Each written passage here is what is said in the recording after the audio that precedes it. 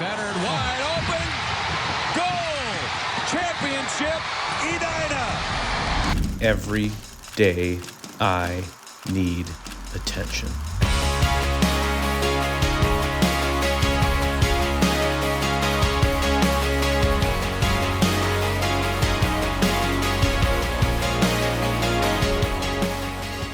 Most people in the state of hockey cheer for two teams, their hometown and whoever is playing Edina, the Evil Empire. And while just a glimpse of that familiar Hornet polarizes hockey fans throughout Minnesota, it's hard to deny that Edina does youth hockey well.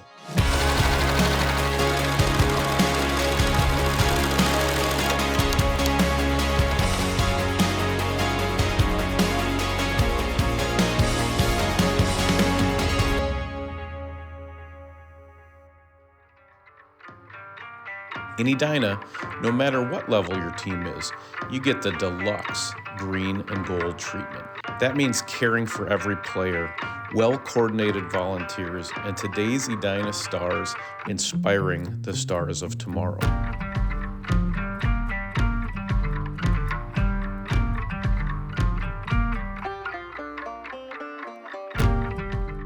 Everyone wants to be a part of something, and when you're in Edina hockey, you can feel the history around you, and also you have an obligation to go out and perform every time because you always get the best game. They always want to beat Edina, always. Of course, it's the outdoor rinks. It's being on skates every opportunity you can get. It's the friendships and the people that have made a lasting impact in my life. You're with these guys your whole life, growing up in the same association with that Hornet on your jersey, and you see older guys at the varsity level when you're younger, and seeing someone like Tyler Nanny play, you just want to be him when you're older, and then you get to that day where you finally put it on and it means the world.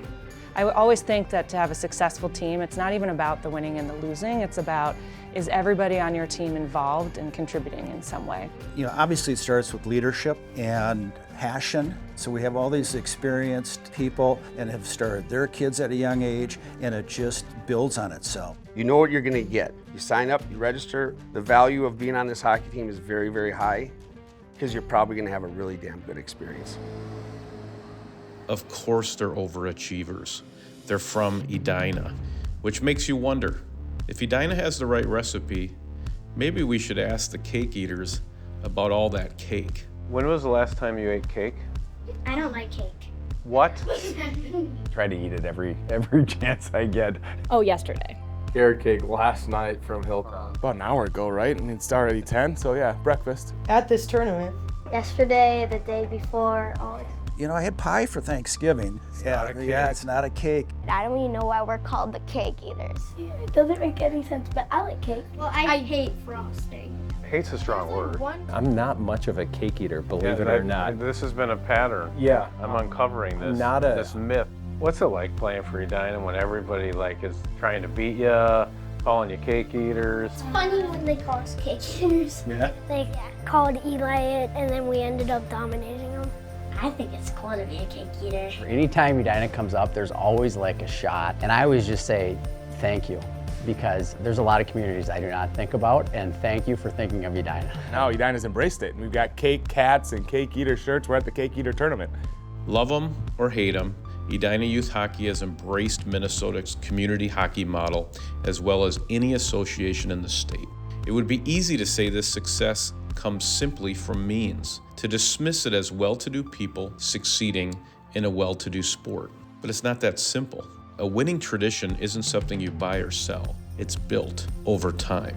There's a lot of crazy hockey parents with money all over the world, but Edina, every year, it works. You were raised on it. You start from such a young age, and the people around you, it's in your blood to play hockey in Edina. The tradition is instilled from Bites all the way up through high school is that, you show up, you work hard, you respect your coaches, respect your teammates, and get the most out of that hour of ice that you have. I think we have numbers, we have people that show up. But I've also said it's positive peer pressure in terms of I'm buddies with all these guys, but I want to be better than them, and I want to get better and make that top team. I really believe because these coaches that have had this experience and these parents, they really know it's really about the fun. If you can't have fun and develop the kids, then you're going to lose them.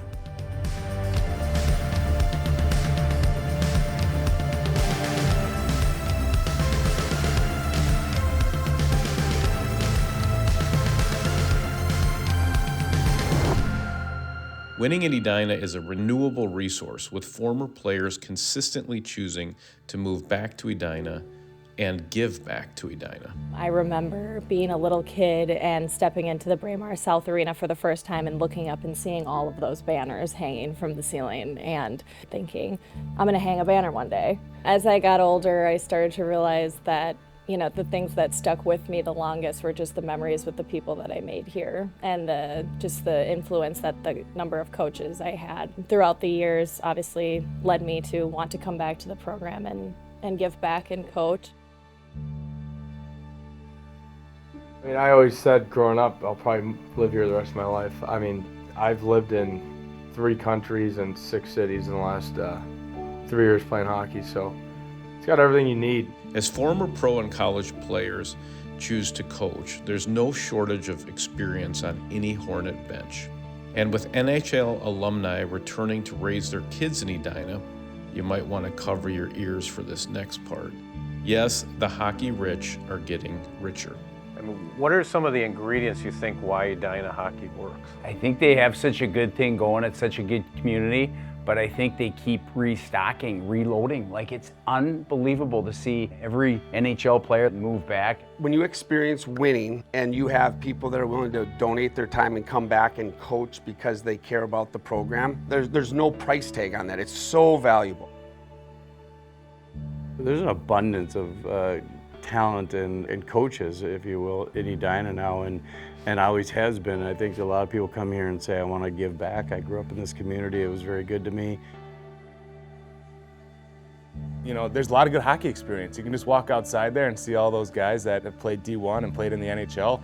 I'm coaching with 2 guys right now that played in the NHL, a total of 20 years, right? You don't get that in a lot of other communities. It's the first year that I haven't coached in 13 years. I had cups of coffee in the NHL. I'm standing next to Eric Stahl, he's played 1,200 games in the NHL, will be a Hall of Famer. Michael Sauer, who's from Sartell, played in the NHL. We're all sitting there watching these games, and you got a guy like Ryan Collins, went to the University of Minnesota and comes back and coaches in Edina. And it is so awesome for these young kids to come back and be a coach. It's just so fun. While Edina may be the blue bloods of Minnesota hockey, they've never rested on their laurels. Strategic planning and raising awareness helped pass a referendum in November of this year that will soon see Braemar Arena add another sheet of ice for the community to use. Yes, leave it to Edina to remind us if you want more goals, you need to go to the polls. Because if Edina has a mecca, it's Braemar West. There have basically been 2 referendums passed.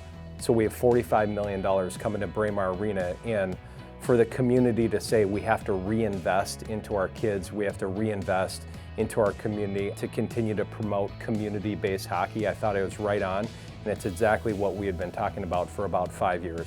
Anytime you walk into Braemar West, right, you can sort of feel that tradition that's been there for years and years. To be able to watch them in that uniform, in this arena, Braemar West, I say it's the best rink in all of the state. It's just a fantastic feeling. I'm very fortunate. I mean, I'm just so excited that, they're going to be updating the facilities. I feel like I live here. On the weekend, there's not... I think you do live here, actually. I do live here. You have 4 kids playing hockey. Edina understands the importance of getting new skaters in the game and the importance of showing those players who they can one day become. I love hockey so much now because my kids love hockey. And I can remember bringing him here to Braemar in their Learn to Skate program, and then the next one and the one after that, and they would see all these big kids playing hockey, and they'd be like, I want to do that. I've been coaching for 25 years, and there's always been this desire to connect the older girls to the younger girls, but it's never really taken shape. About 4 years ago, a girl named Audrey Keeley, who played for Edina, who's now at Notre Dame, decided that I'm going to make this work. We are so excited about this Return to the Hive program, and what we're trying to do is pair our oldest, more seasoned skaters with our youngest. And it's fun for these girls to kind of see these girls play for the high school and then have them come skate with them at practice or be on the bench with them. It's been really successful. A rich high school tradition filled with legends of the game gives the next generation their first heroes and someone to look up to when they lace up their skates. Do you look up to the older girls that play hockey at Edina? Why are they someone that you see as a role model? They'll talk to us and give us tips. Who were some of the coaches that were the best to you? My dad, he put me out in every situation. Of course, my dad, because I got the coaching at home and then I got the coaching on the ice as well. In the car ride. And in the car ride. Obviously, you've heard the names of Eichela and Bob O'Connor and Bart Larson. Outstanding coaches growing up who cared about us and taught us the game the right way.